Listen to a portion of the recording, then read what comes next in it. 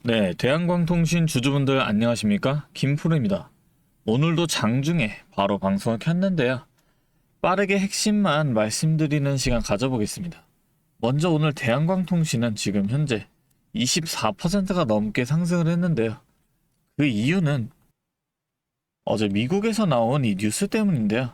FCC, 이 미국의 연방통신위원회가 중국산 데이터 센터용 광송수신기에 대한 수입 금지를 검토하고 있다는 거예요. 이 광송수신기가 그럼 뭐냐? AI 데이터 센터 안에 서버끼리 빛의 속도로 이 데이터를 주고받게 하는 핵심 부품입니다. 쉽게 말하면 데이터 센터의 혈관인 거죠. 근데 지금 이 부품 시장을 중국 기업이 장악을 하고 있어요. 이노라이트라는 그 중국 업체가 전 세계 시장에서 점유율 27%로 1위거든요. 이게 미국 입장에서 왜 문제가 되냐? 화웨이 사태 기억하실 거예요. 그 화웨이 통신 장비가 미국 인프라에 너무 깊숙하게 박혀버려서 나중에 그걸 제거하는데 천문학적인 그 비용이 들었거든요. 그것도 아직 완벽하게 제거하지도 못했어요. 미국이 지금 그 악몽이 AI 데이터 센터에서 재발하는 걸 막겠다는 거예요. 이 중국산용 광송수신기가 데이터 센터에 깊숙이 자리 잡기 전에 지금 막겠다는 거죠. 이노라이트가 막히면 그 공백은 누가 채우느냐? 미국이 직접 명시를 했어요. 비중국계 동맹국 공급업체는 제한 대상에서 제외된다고. 오늘 대한광통신이 20%가 넘게 오른 것도 괜히 나온 게 아니죠. 이 수혜가 대한광통신한테 직접 연결되는 구조라는 거죠. 지금 이 대한광통신 차트를 보셔도 이게 되게 굉장히 독특한 흐름이에요. 작년 52주 저가가 575원이었거든요. 근데 올해 5월에 31,500원까지 올라갔었어요. 1년 만에 48배가 오른 거죠. 그러다가 7월 29일에 6,910원까지 내려갔어요. 고점 대비로는 한 78%가 빠진 거죠. 근데 오늘 다시 12,000원대까지 올라왔거든요. 이게 최저점에서 불과 며칠 만에 83%가 오른 겁니다. 이게 왜 중요하냐면 이런 종목은 과거에도 반복적인 패턴이 있어요. 대형 이슈가 터질 때 급등을 하고 숨고르기 하고 또 이슈가 터지면 다시 급등을 합니다. 오늘 미국 FCC 뉴스가 딱 그 역할을 한 거죠. RSI도 한번 보겠습니다. 이 지표가 뭐냐면 지금 이 대한광통신이 얼마나 많이 팔렸는지를 보여주는 거예요. 이게 0에서 100 사이로 숫자가 표시가 되는데 이 70을 넘어가면 과열이라 조정이 나올 수가 있고 이 30 밑으로 내려가면 너무 많이 팔렸다. 반등 구간의 시작이에요. 그런데 이 대한광통신이 7월 29일에 최저점을 찍을 때 이 RSI가 바닥까지 내려갔었거든요. 극단적인 이 과매도 구간이었다는 거예요. 근데 지금 보시면 이 RSI가 바닥에서 올라오고 있는 그림이죠. 이 과매도 구간을 벗어나면서 반등이 시작되고 있다는 거죠. 5월에 3만원대 갈 때도 RSI가 이렇게 바닥에서 올라오는 구간에서 급등이 나왔습니다. 지금도 똑같은 모양이 나오고 있다는 거예요. 5월에 3만원대를 갈 때도 RSI가 이렇게 바닥에서 올라오는 구간에서 급등이 나왔습니다. 지금 똑같은 모양이 나오고 있는 거예요. 이 MACD는 더 간단합니다. 이 막대가 위로 올라오면 상승 추세, 이 아래로 내려가면 하락 추세. 지금 보시면 여기도 하락 추세에서 상승 추세로 변환이 됐죠. 이 5월달에 대한광통신이 본격적으로 오르기 시작했을 때도 바로 이 MACD가 마이너스에서 플러스로 전환되는 그 시점이었거든요. 바로 그 시점이 다시 오고 있는 겁니다. 거래량도 한번 보게 되면 오늘 거래량이 벌써 2,900만 주가 나왔습니다.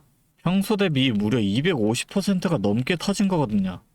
대형 이슈가 터질 때 거래량이 이렇게 폭발적으로 늘어나면서 바닥에서 방향이 바뀌는 신호가 됩니다. 이 거래량 자체가 오늘의 이 상승이 일회성이 아니라는 걸 보여주는 거죠. 그런데 오늘 오전장에서만 지금 프로그램 매도가 300만 주가 나왔습니다. 20%가 넘게 올라가는 이 장에서 기계적으로 쏟아진 물량이에요. 여기에 외인도 매도로 나왔고요.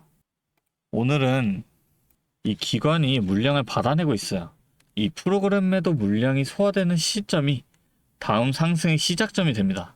이렇게 주가 변동성이 큰 시장에서는 주가가 한 방향으로만 쭉 가는 게 아니에요.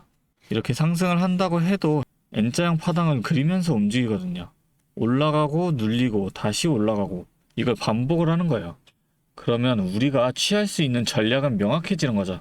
이 눌리는 구간에서 분할 매수로 담아두셨다가 반등이 나오는 이 지점에서 일부를 정리하시는 걸 반복하시면 됩니다. 이렇게 하시면 이미 갖고 계셨던 분들은 평단을 낮춰가실 수가 있고, 아직 안 들어가신 분들도 이 구간마다 나눠서 접근을 하시면 훨씬 여유있게 자리를 잡으실 수 있거든요. 물론 이 주식시장에서 정확한 타이밍과 이 가격 예측은 불가능합니다. 결국 돈은 스스로 판단을 해서 벌어야 하기 때문에 믿을 것도 없고 안 믿을 것도 없다는 거예요. 그런데 혼자서 하시는 게 좀 힘들다, 어렵다 하시는 분들도 계시더라고요. 기회는 옵니다. 절대 포기하지 마세요. 저는 이런 반등이 나와준다면 이 수익을 실현해야 한다는 생각이 변함은 없습니다. 이런 변동성장에서는 계속 홀딩해가는 이 중장기 매수 관점이 아니라 차익 실현의 기회로 봐야 한다는 거예요. 물론 이건 제 관점이니까 의견 한 개 정도로만 봐주시고, 이 의견에 동의하시고 같이 대응해보고 싶다 하시는 분들만 위에 있는 이 번호로 간단하게 대안이라고 문자로 보내주세요. 그러면 제가 보는 대응 시점을 같이 공유해드리겠습니다. 제가 오랫동안 이 시장을 보면서 느낀 게 하나 있는데, 이 정보가 없어서 손해를 보는 사람보다 이 정보는 이미 다 갖고 있는데 혼자서 판단을 하시다가 그 타이밍을 놓쳐서 손해보시는 사람이 훨씬 많으시더라고요. 생각을 해보면 좀 이상한 일은 아니긴 한데, 아무리 이 좋은 근거를 알고 있어도 막상 실전에서 내 돈이 걸리면 그 판단이 흔들리는 게 사람이거든요. 오를 것 같은 그 확신이 있어도 막상 살려고 하면 지금 사도 되나 하고 망설여지고, 반대로 물려있을 때는 조금만 더 버티면 오르겠지 하면서 손절해야 될 그 타이밍도 계속 미루게 돼요.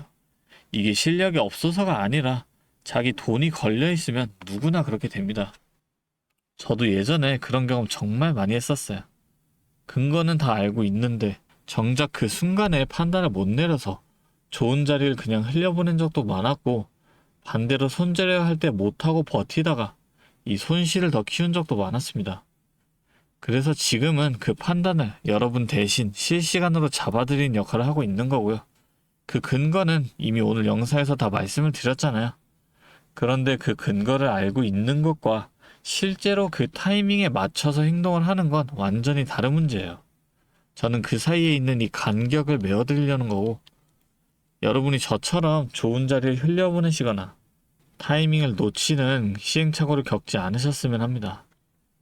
마지막으로 지금까지 영상 시청해주신 분들을 위해 특별한 이 선물도 하나 준비해 왔으니까요. 지금까지 영상 보신 주주님들만큼은 꼭 놓치지 마시고 함께 챙겨가셨으면 좋겠습니다. 자, 오늘 제가 준비한 선물은 요즘 굉장히 핫한 이 AI와 관련된 종목인데요. 자, 그런데 이 AI가 사용되는 곳이 굉장히 또 많고 용량도 크다 보니까 전기가 부족해져서 이 전력난이 상당히 심각하다는 겁니다. 이게 어느 정도냐면 이 데이터 센터가 쓰는 전기량이 우리나라 전체 사용량의 2배가 넘는다는 거죠. 그래서 이 데이터 센터 기업들이 가장 먼저 해결해야 하는 숙제가 바로 이 전력난을 해결하는 겁니다. 자, 그런데 이 전력난을 해결하려고 발전소를 더 지으려면 이 10년이 넘는 시간이 걸리는데, 당장 내일 전기가 모자란데 10년은 너무 길죠. 그래서 오늘 가져온 게 가상발전소인데요. 이 가상발전소는 정부와 기업도 큰 관심을 보이는 핵심 사업이라는 겁니다. 그러면 이 가상발전소는 뭘까요? 실제로 발전소를 짓는 게 아니라 여기저기 흩어져 있는 전기들을 네트워크로 묶어서 하나의 발전소처럼 통합 관리하는 시스템인데요.